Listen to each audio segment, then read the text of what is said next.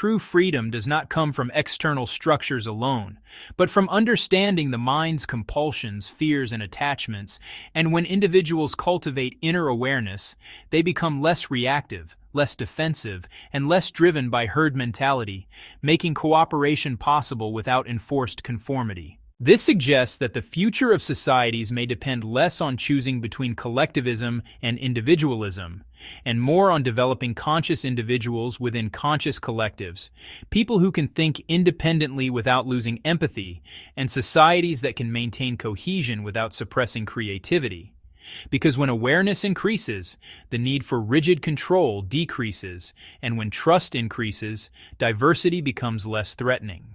The challenge, of course, is that awareness develops slowly, while technology accelerates everything, amplifying fear, spreading misinformation, and magnifying differences faster than human psychology can comfortably process. And without conscious effort, this mismatch can destabilize societies, as we are already seeing across the world, where polarization, mistrust, and fragmentation increase even as connectivity grows. This is why the question of media restraint, education, and cultural narratives becomes so important.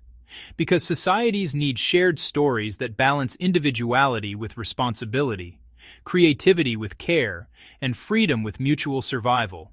And without such stories, people retreat into tribes, ideologies harden, and conflict becomes inevitable. Not because people are evil, but because their psychological needs are unmet. Ultimately, the question is not whether collectivism or individualism is better, but how to integrate both in a way that reflects the full complexity of human nature, because survival without creativity leads to stagnation, and creativity without cohesion leads to chaos.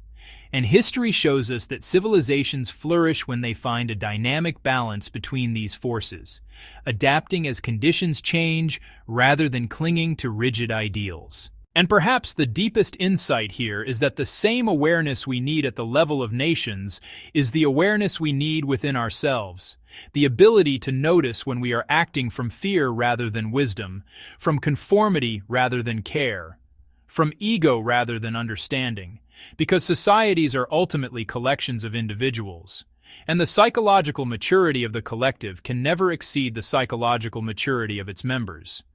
And so the work of balancing I and we begins not in policy alone, but in consciousness itself, unfolding quietly within each human being as they learn to belong without disappearing and to stand out without standing against.